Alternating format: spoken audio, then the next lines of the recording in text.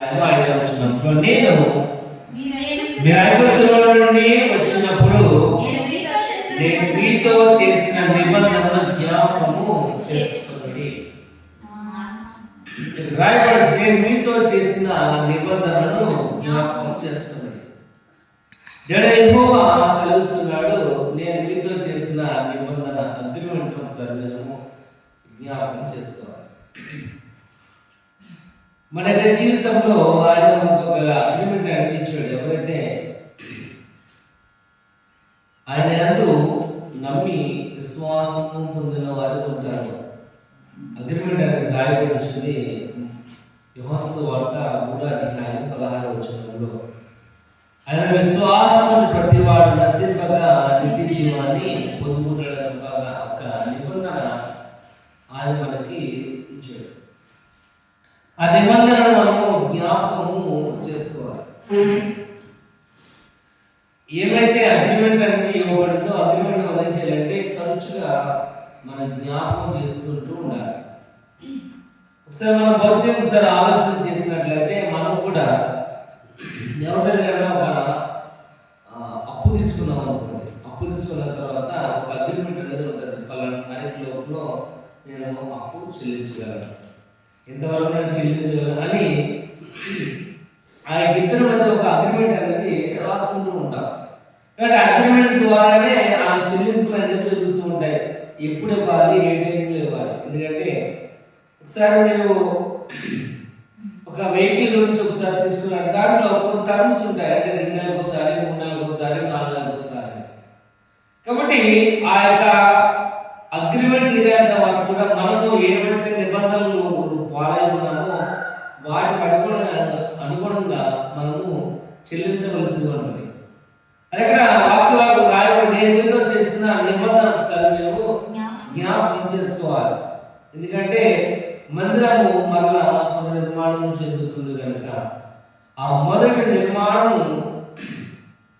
ఇప్పుడు కట్టవలసిన మందిరం యొక్క నిర్మాణం కంటే మహిమ గలదిగా ఉందని హగ్గై ద్వారా జెరుబ్బయలును అక్కడ యెహోషువకును అక్కడ ఉన్న యూదుల వారు ప్రోత్సాహకరంగా ఉండడానికి ఈ మాటలు అక్కడ రాయబడుతున్నాయి.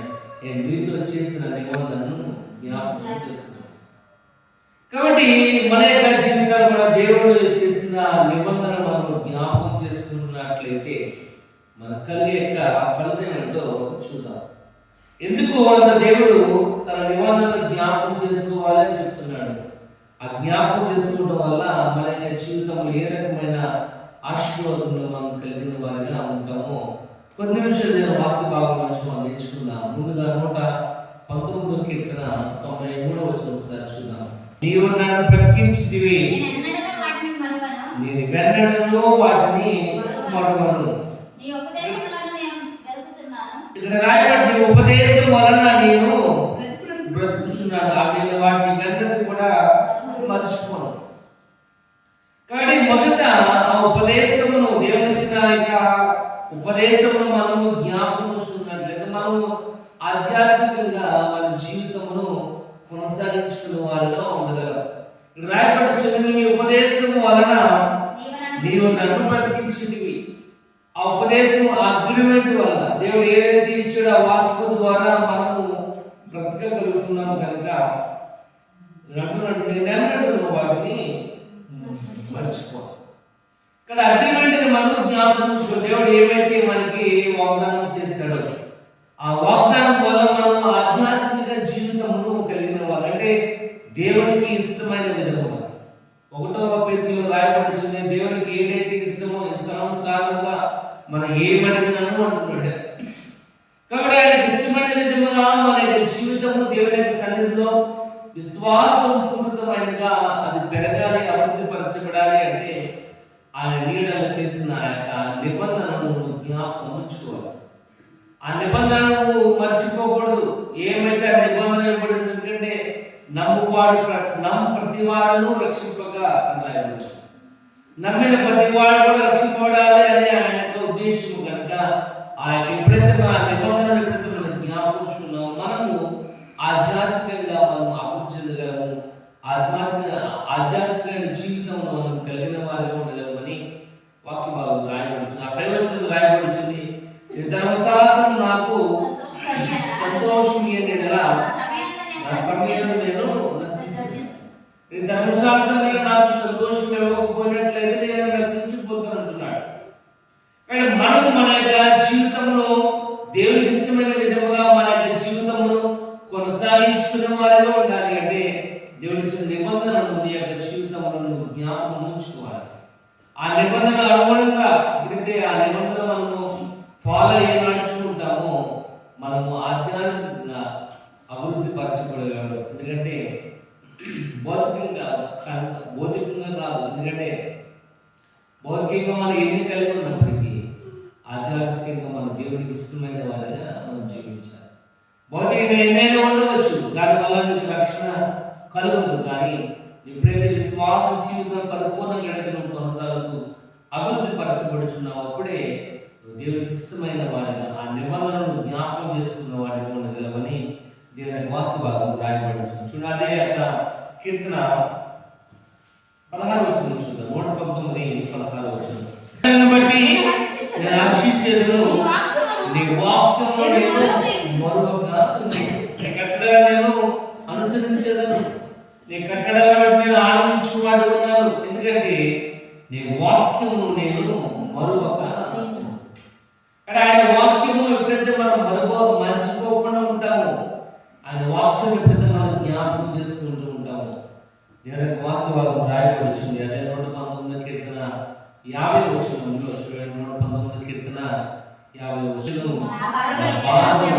నమ్మది కానీ వాక్యం ప్రకటిస్తుంది. మనము విశ్వాస జీవితంలో అభివృద్ధి పరచబడాలి అంటే ఒకటే మార్గం, అదేంటంటే దేవుని యొక్క వాక్యము. ఆ వాక్యము బట్టి ఇక్కడ రాయబడుతుంది, వాక్యం నన్ను ప్రకటించును, బాధలు నమ్మది కలుగు చేస్తుంది.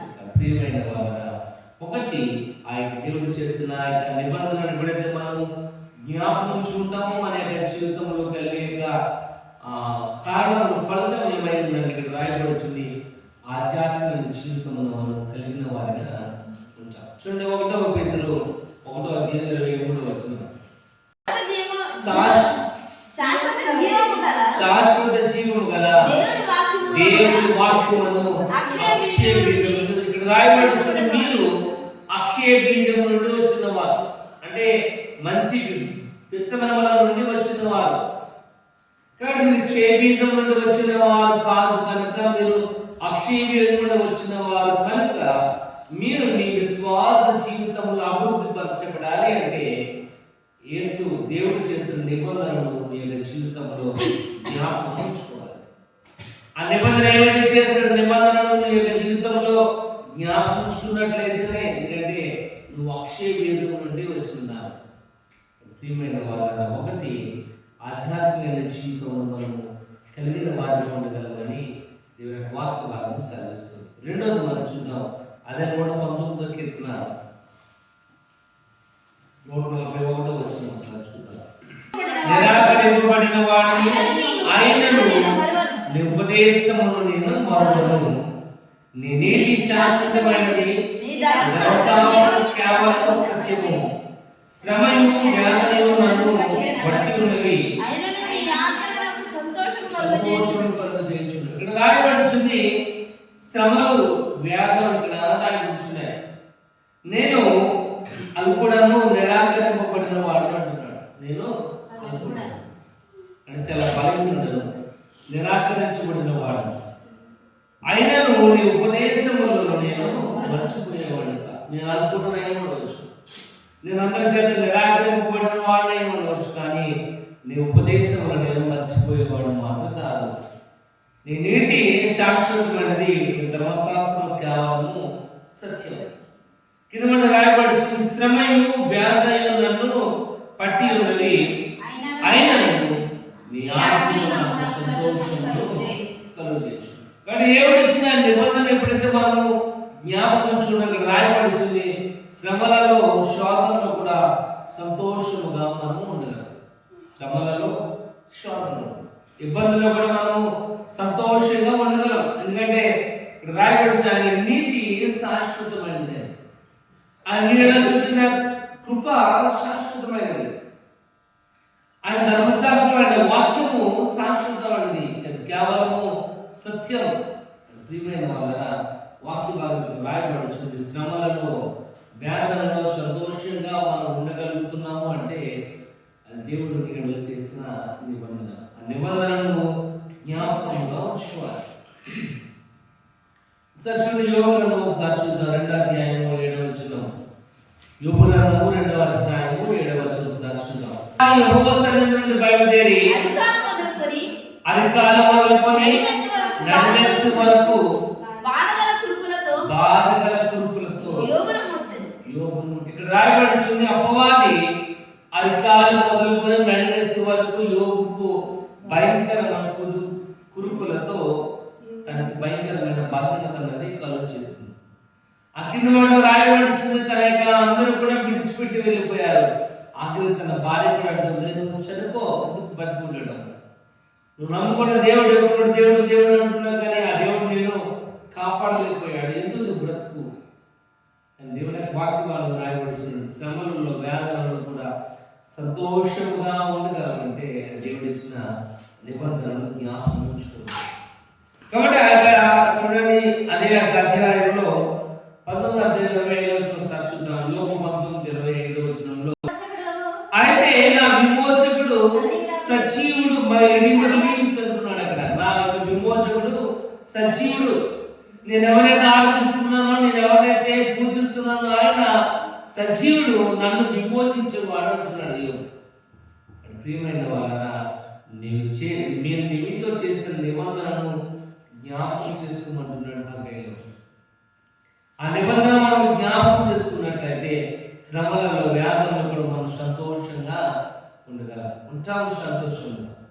ఎందుకంటే దేవుని వాక్య భాగం రాయబడుతుంది, మీరు నానా విధమైన శోధనతో మంది సతమతం అవుతున్నప్పుడు వాడిని సంతోషముగా స్వీకరించాలి. ప్రియమైన వాళ్ళ వల్ల ఆ నిబంధన మనలో ఉండటం వల్ల మనము ఆ శ్రమలో కూడా మనం సంతోషంగా ఉండగలం. ఆ నిబంధన మనం జ్ఞాపకం చేసుకోకపోవడం వల్ల శ్రమలు వచ్చినప్పుడు మనము తిరిగి వారి వల్లే, శ్రమలు వచ్చినప్పుడు మనము బాధ కలిగిన వారి వల్లే ఉండిపోతూ ఉంటాం. ఇంకా దేవుడి యొక్క వాక్య భాగం రాయబడి జీవితంలో శ్రమలు వచ్చినప్పటికీ, బాధలు వచ్చినప్పటికీ చూడండి, అతను అంటున్నాడు 22వ అధ్యాయం 23వ వచనం చూద్దాం. 22 గుడారములో నుండి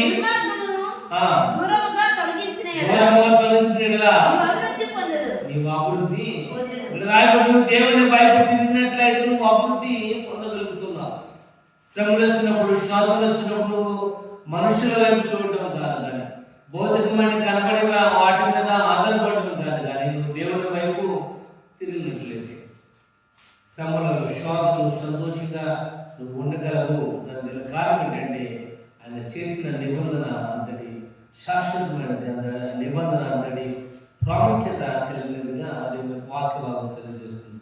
ఒకటి, ఆధ్యాత్మిక జీవితంలో కలిగిన వారిగా ఉండగలం. రెండోది, శ్రమలలో వేదనలో సంతోషముగా ఉండగలం. మూడవది చూద్దాం, యాకోబు పత్రిక 1వ అధ్యాయం. వాటిలో మనం ప్రథమ ఫలముగా ఉన్నట్లు సత్యవాక్యము వలన మనల్ని తన సంకల్ప ప్రకారము కనెను. రాయబడుచుంది, ఆయన తను సృష్టించిన వాటిలో మనము ప్రథమ ఫలముగా ఉన్నట్లు సత్యవాక్యము వలన మనలను తన సంకల్ప ప్రకారము కనెను. మూడోది రాయబడుచుంది, ఆయన చేసిన నిబంధనలను మనము జ్ఞాపకం ఉంచుకోవడం వల్ల సరైన బాధలో నుండి మనం తొలగిపోకుండా ఉండగలం. సరైన బాధలో నుండి మనం తొలగిపోకుండా ఉండగలము. ఏది సరైన బాధ అంటే ఆయన వాక్యము సజీవమైనది, ఆయన వాక్యం కృపాసత్య సంపూర్ణము కలిగింది, ఆయన వాక్యం నిరంతరము యాకరీతిగా ఉండేది. ఎందుకంటే వాక్యం అంత ప్రాముఖ్యత కలిగిందంటే 1వ యోహాను పత్రిక 4వ అధ్యాయము 1వ వచనం రాయబడింది. ససరైన 1వ యోహాను పత్రిక 4వ అధ్యాయం 1వ వచనం, అనేకులైన అబద్ధ ప్రవక్తలు లోకములో నుండి బయలువెళ్ళి ఉన్నారు కనుక ప్రతి ఆత్మను నమ్మక ఆయా ఆత్మలను దేవుని సంబంధమైనవో కావో పరీక్షించి. ఇక్కడ రాయబడుతుంది, అబద్ధ ప్రవక్తలు బయలుదేరారు. ఈ అబద్ధ ప్రవక్తలు నా దగ్గర నుంచి వచ్చిన వారుగా మీకు కనబడుతూ ఉంటారు. కానీ ఏ ఆత్మ సరైనదో, ఏ ఆత్మ అబద్ధమైనదో, ఏ ఆత్మ దేవుని దగ్గర నుంచి వచ్చిందో అది మీరు జాగ్రత్తగా పరిశీలన చేయాలి అని రాయబడుతుంది. సత్య బోధన నుండి నువ్వు తొలగిపోకుండా ఉండగలవు. ఇప్పుడు దేవుడు చేసిన నిబంధనలు జ్ఞాపకం ఉంచుకున్నావు. ఇప్పుడు దేవుడు చేసిన నిబంధన ఎప్పుడైతే జ్ఞాపకం ఉంచుకున్నావో ఇక్కడ రాయబడుతుంది, సత్యవాక్యం వలన ఆయన తన సంకల్పం ద్వారా మనలను సత్యవాక్యం, ఆయన వాక్యం సత్యమైనది కనుక ఆయన వాక్యం మీద మనము తొలగిపోకుండా ఉండాలి. అంటే దేవుడు చేసిన నిబంధనను జ్ఞాపకం ఉంచుకోవాలి. దేవుడు చేసిన నిబంధన ఎప్పుడైతే జ్ఞాపకం ఉంచుకున్నావో ఆ సత్యవాక్యంలో నుండి, ఆ సరైన బాధలో నుండి నువ్వు తొలగిపోకుండా ఉంటావు. ఎందుకంటే నువ్వు ఎలాగ దేవుని యొక్క వాక్యం ఏం బోధిస్తుందో యాజ్ తీసుగానే వాళ్ళు బోధిస్తారు. రాయబడుచున్న ఆయనకు అబద్ధ ప్రవక్తలు బయలుదేరి ఉన్నారు కనుక ఏది సత్యమైనదో ఏది అసత్యమైనదో నువ్వు తెలుసుకోవాల్సిన యొక్క బాధ్యత నీ మీద. కానీ మనం అంటూ ఉంటాం, మనం ఏమంటూ ఉంటాం అంటే వాళ్ళకి తోచినట్లుగా మనం మాట్లాడుతూ ఉంటాం, ఇదే సత్యమైనది, ఇదే నిత్య జీవానికి మార్గం వంటిది అని మనము మన యొక్క ఆలోచన తెలియజేస్తూ ఉంటాం. కానీ దేవుని యొక్క వాక్య భాగం సామెతలో రాయబడుతుంది, ఒకరు నమ్మిన మార్గం తుదకు అది మరణానికి దారితీస్తుంది. ఒకరి మార్గం అది మరణానికి ఓ మార్గమే, కానీ నిజమైన సత్యమైన మార్గం ఏంటంటే ఏసే మార్గము, ఏసే సత్యం, ఏసే జీవం. యేసు తప్ప వేరే మార్గం ఈ భూమి మీద లేదు. కానీ ముందు రెండు మార్గాలు వచ్చి ఉన్నాయి, ఒకటి నాశనమునకు పో మార్గం, ఒకటి జీవమునకు పో మార్గం. కానీ ఏ మార్గంలో వెళ్ళిపోవాలి, ఏ మార్గంలో ప్రయాణించాలన్నది నువ్వే నిర్ణయించుకోవాలి. నువ్వు నిర్ణయించుకోవాలి అంటే దేవుడు చేసిన నిబంధన యొక్క జీవితంలో జ్ఞాపకం ఉంచుకోవాలి. ఎప్పుడైనా నిబంధన ఎప్పుడైతే జ్ఞాపకం ఉంచుకున్నావో సరైన బోధనలు నువ్వు తొలగిపోకుండా ఉండాలి. నిజమైన సత్యమైన బోధనలు నువ్వు తొలగిపోకుండా ఉండగలవని రాయబడుతుంది. చూడండి 1 Petrus 1:23 వల్ల చదువుకున్నాం. ఏ విధంగా కాక శాశ్వతమైన జీవం గల దేవుని వాక్యం మూలంగా అన్నాడు. ఏంటంటే శాశ్వతమైన జీవం గల దేవుని వాక్యం. కానీ నువ్వు నమ్ముకుంటున్న వాక్యము ఏదో టైం పాస్ కోసం చదివేది కాదు. నువ్వు నమ్ముకుంటున్న వాక్యం ఏదో ఒక స్టోరీ మాత్రం కాదు. ఇక్కడ రాయబడుతుంది, ఆ వాక్యము శాశ్వతమైన జీవం గల దేవుని వాక్యం. ఆ వాక్యం అనే పేరు అతనికి పేరు పెట్టబడినట్లుగా ప్రకటనలో రాయబడుతుంది. కానీ మనం చదువుతున్న ఒక వ్యక్తి యొక్క లైఫ్ స్టోరీ, ఆ యొక్క జీవితము నీకు మాదిరికరంగా ఉండాలని ఆయన యొక్క ఆలోచన. ప్రియమైన వాళ్ళారా, ఆయన చేసిన నిబంధనలు జ్ఞాపకించుకున్నట్లయితే సరైన బోధనలు నువ్వు తొలగిపోకుండా ఉండగలవని దేవుని యొక్క వాక్యం రాయబడుతుంది. ఆయన వాక్యం చదవాలి, ఆయన వాక్యం నేర్చుకోవాలి, ఆయన వాక్యంలో భావం నీ యొక్క జీవితంలో మార్చుకోవడానికి నువ్వు ప్రయత్నం చేసేవాళ్ళు ఉండాలి. కనుక ఆయన మాటలు జ్ఞాపకం చేసుకోవడం వల్ల సరైన బోధనలు నువ్వు తొలగిపోకుండా ఉండగలవని వాక్యవాదం రాయబడుతుంది. ఆకులుగా చూద్దాం. మత్తయి సువార్త 8:26.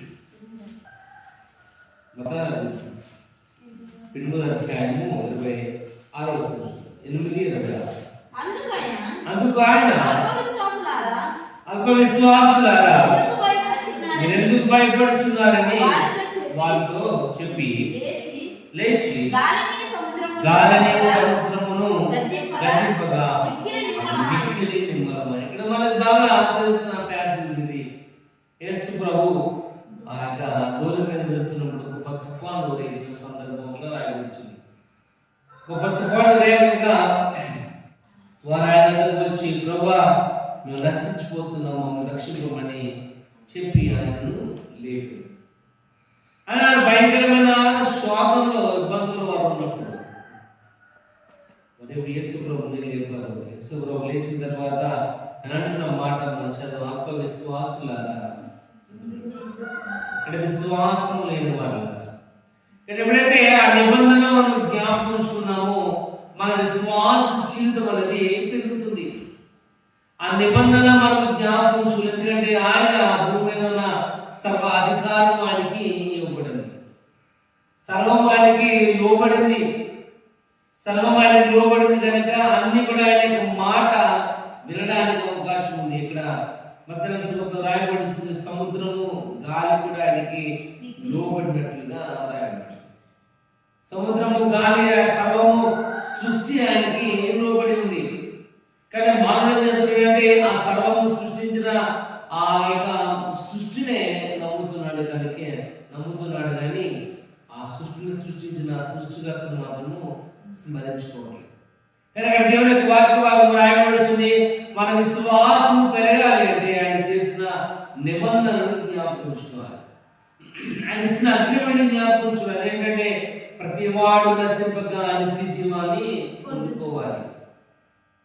ఎవరు కూడా నిత్య జీవాన్ని పొందుకోకుండా ఉండడం ఆయన యొక్క ఉద్దేశం మాత్రం. ఎందుకంటే ఇది అందరికీ ఉచితముగా ఇవ్వబడింది. ఆయన యొక్క కుమారుని రక్తము ద్వారా ప్రతి వారు కూడా ఉచితముగా నీతిమంతులుగా ఎంచబడ్డారు. ఇక్కడ ప్రతి వారు నీతిమంతులుగా ఎంచబడ్డారు కనుక క్రీస్తు యేసునందున్న వారికి ఏ శిక్ష విధి కూడా లేదు. ప్రియమైన వాళ్ళ ఇక్కడ రాయబడుతుంది, ఆయన మాటలను మనం జ్ఞాపకం ఉంచుకుంటున్నాం. వాక్యం బాధలు దీపము, ఆయన వాక్యము నీకు దీపము త్రోవకు వెలుగుగా ఉంది కనుక ఆ వాక్యమును ఏం చేయాలంటే ఎప్పుడైతే జ్ఞాపకం ఉంచుకుంటున్నావు అది నీ విశ్వాసము అభివృద్ధి పరచడానికే సహాయపడుతుంది. నీ విశ్వాస జీవితంలో అభివృద్ధి పరచబడాలి అంటే దేవుని యొక్క వాక్యాన్ని జ్ఞాపకం ఉంచుకోవాలి, దేవుని యొక్క వాక్యాన్ని చదవాలి. నేను దేవరాలు దాన్ని ధ్యానించేవాడు ధన్యుడు, అతడు నీటి కాలం వారు మొక్కవలే ఆకువాడక తన కాలం ముందు ప్రియమైన అటువంటి ఆధిక్యత మనం కలగాలి అంటే ఆయన వాక్యము మనం ఆయన నిబంధనలను మనం జ్ఞాపకార్థంగా ఉంచుకోవాలి, జ్ఞాపకం చేసుకోవాలి, మర్చిపోకూడదని. దేవుడు ఏదైతే నీ యొక్క జీవితంలో చేసిన అగ్రిమెంట్ని దాన్ని ప్రతి క్షణం కూడా నువ్వు దాన్ని జ్ఞాపకం మెమరైజ్ చేసుకోవాలి. ఎప్పుడైతే ఆ విధంగా అలవాటు పరుచుకున్నావు అప్పుడు ఆ యొక్క నిబంధనలో నుండి నువ్వు తొలగిపోకుండా నువ్వు జాగ్రత్తగా ఉండదు.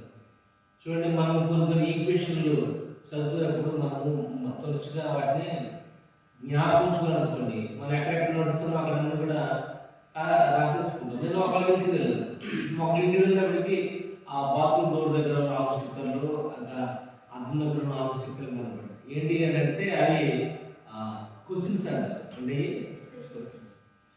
ఎందుకంటే అవి చాలా ఇంపార్టెంట్ ప్రశ్నలు కాబట్టి అవి అటు వెళ్తున్నప్పుడు ఇటు వెళ్తున్నప్పుడు దాన్ని లుక్ వేసాం అనుకోండి, అది మన మైండ్లో ఏమవుతుంది, ఫిక్స్ అవుతుంది. లుక్ వేయడం వల్ల ఫిక్స్ అవుతుంది. అప్పుడు ఆ యొక్క పాయింట్ మనము ఎన్ని రోజులైనా ఎన్ని సంవత్సరాలైనా మన మైండ్లో నుంచి బయటకు వెళ్ళిపోవడానికి అవకాశం అనేది ఉంది. అలాగే ఇక్కడ ఏమైనా వాక్యం రాయబడి ఆయన వాక్యం నేర్చారంటే చదవాలి, వాక్యం నేర్చుకోవాలి. ఆయన చేసిన నిబంధనలను మనం మర్చిపోకూడదు నీ యొక్క జీవితం. ఎందుకంటే ఆ నిబంధనను మర్చిపోకుండా జ్ఞాపకం ఉంచుకోవడం వల్ల మాత్రమే నువ్వు విశ్వాసమును నువ్వు అభివృద్ధి పరచగలవు. నేను వాక్యవాదం రాయబడుచుంది, అల్ప విశ్వాసులారా ఎందుకు భయపడుచున్నారు.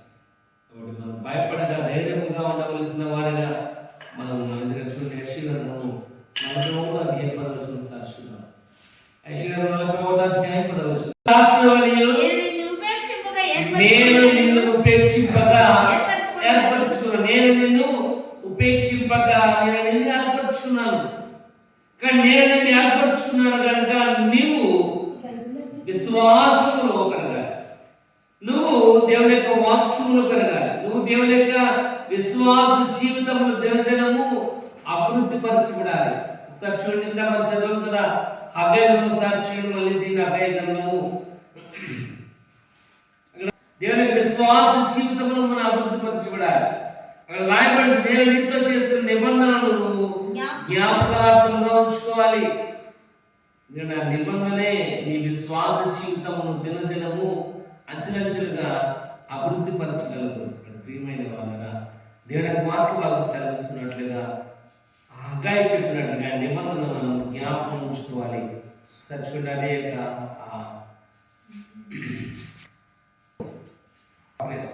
3వ అధ్యాయము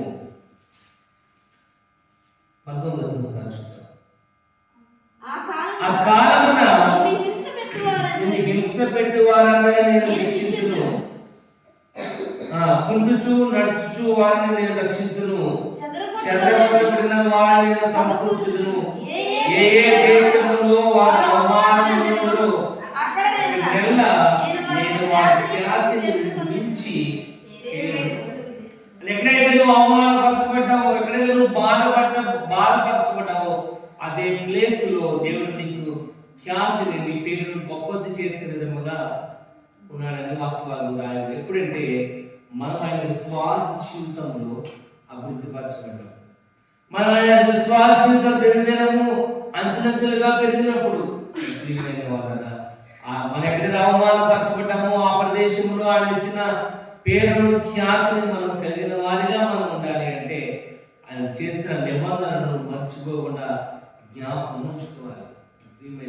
ఒకటి ఆయన మాటలను మనం జ్ఞాపకం ఉంచుకోవడం వల్ల ఒకటి ఆధ్యాత్మికమైన జీవితం మనం కలిగిన వారికి ఉండదు. రెండోది రాయబడుతుంది, శ్రమలలో, శోధనలో, వ్యాధులలో మనం సంతోషముగా ఉండగలం. మూడోది రాయబడుతుంది, సరైన బోధన నుండి మనం తొలగిపోకుండా ఉండగలం.